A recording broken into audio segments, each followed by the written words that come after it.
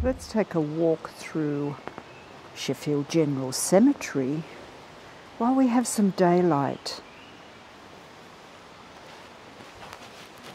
So this is the back end of where we've been sleeping. Please notice we have Ern. Ern's looking after us, guarding our front door. Or Ernie. And our side door. And they're doing a lot of work here, so that there are some routes that are blocked off. But they've received a lot of money, and they're really doing a wonderful job at fixing up the space. Come join us for a walk, we'll show you around our backyard.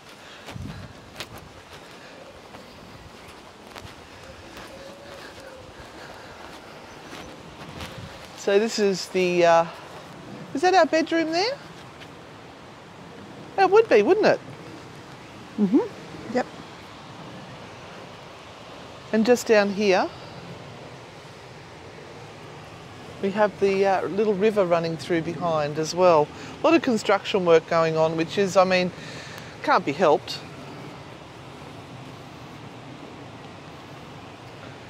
That sun is just beautiful.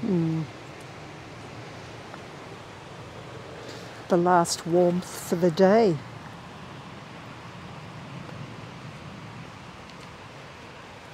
Now all of the steel work that you see there is propping up the catacombs, and this is where a lot of their money is going at the moment. And these daffodils are everywhere. Never been to England in spring before. They are beautiful, beautiful. So just up here is where the first graves are. And if you spin around, there is our bedroom. And the gates are open, and we can come in at any time during the night. And we have. There's some really interesting things down here. Come have a look.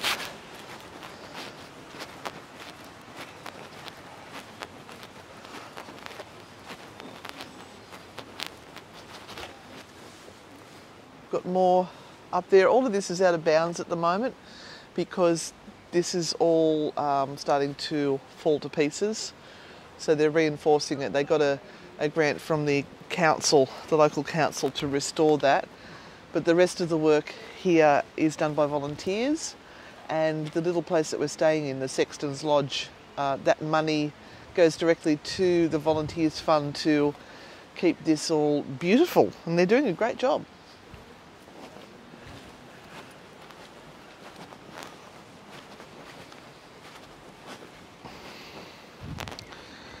So it used to be a woodland before there was a cemetery here, and there was a lot of medicinal plants that were growing in this area. So the wise women would have foraged here and made their herbal cures and picked what you'd use for cooking and things like that. And they're bringing it all back. They're planting a lot of the stuff that was here in the woodland originally so that people can learn to what they were all for.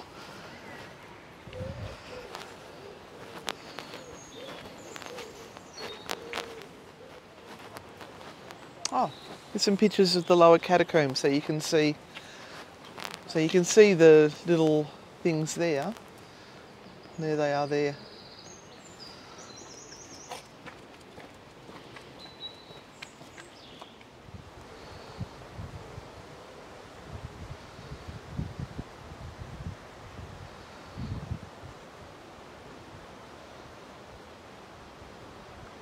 It's interesting to note that they don't have any signs on these catacombs and that they're all bricked in. So we really don't know who is in each of the areas. Hello. Hello. Lots of dogs. Lots of dogs everywhere, going for a walk in the evening. a lot of the pathways are closed down and we can't get through. But I'm going to take you up a little bit further, up that hill there, where the old church sits, and we have some of the old headstones. So let's go and see what we can find up through that forest. We made our way up here last night. We couldn't see very much, obviously it was dark.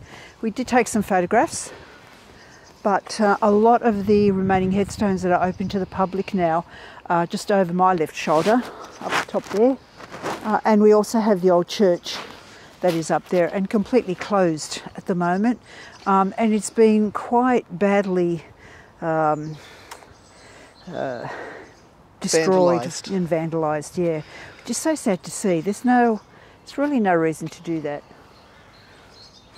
Don't you love how we're puffing and panting as we're walking up the hills? I know. We're trying to pretend we're not, but we are. We are.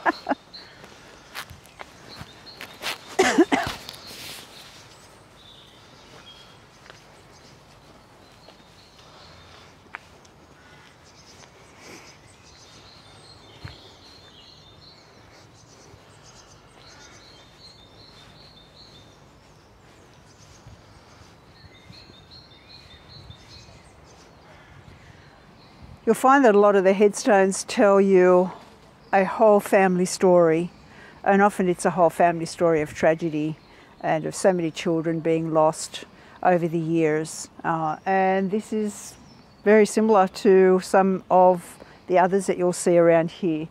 So you have Thomas Cosley, Varley, and members of his family. And if you kind of read down, you'll note that there are so many children that passed away in the very early years, sometimes months after their birth, sometimes mothers dying as well alongside their children in birth, and it's just really sad.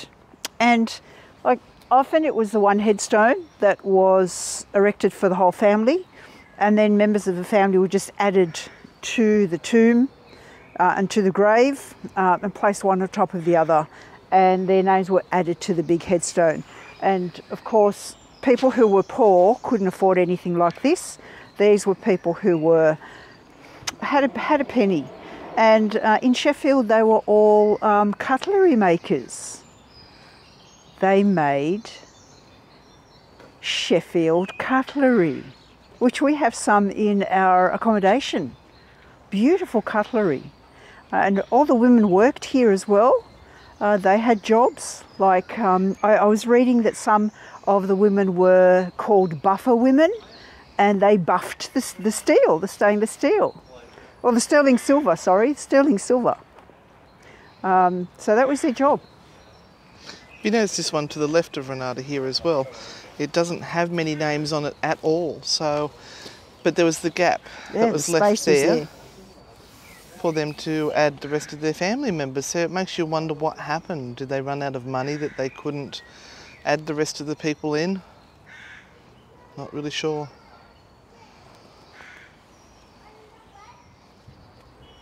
So if you ever find yourself here and you want to learn a little bit more about some of the people that were buried here, the Cemetery Trust actually has a cemetery trail that is available online, and it has like 10, 12 stories about really interesting people who are buried at the cemetery. And you can actually read all about them and stand in front of their gravesite and pay your respects. I think that's awesome. That's awesome.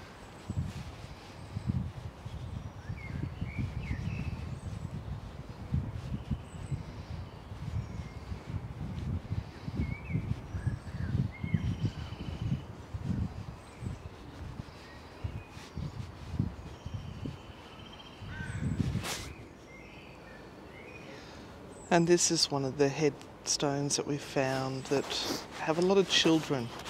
So we have Elizabeth, age 14 months. Then we have Kate, age 8 months.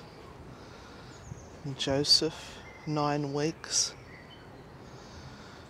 Then we have some of the adults that are buried here with them.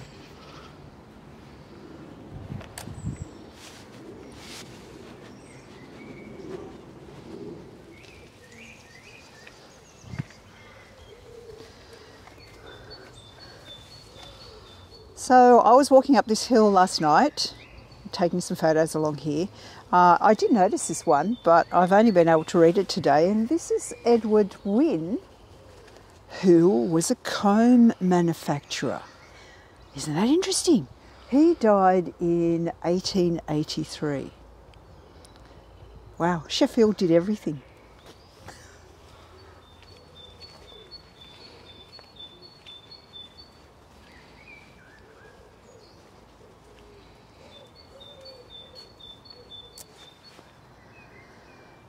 So as you can see, the cemetery is quite overgrown. This team of volunteers have got their work cut out for them. There's headstones right up behind there.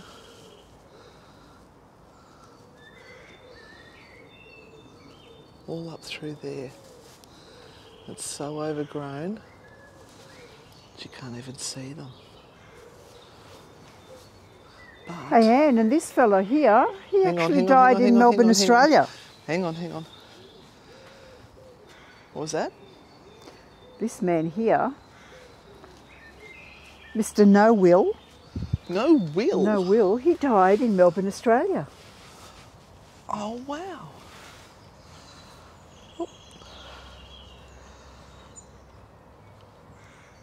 Mr. No Will must have had a pretty penny. So that would have I'd just cost... like to say, 18th of July. That's My your birthday. birthday's the 19th. 19th. Oops.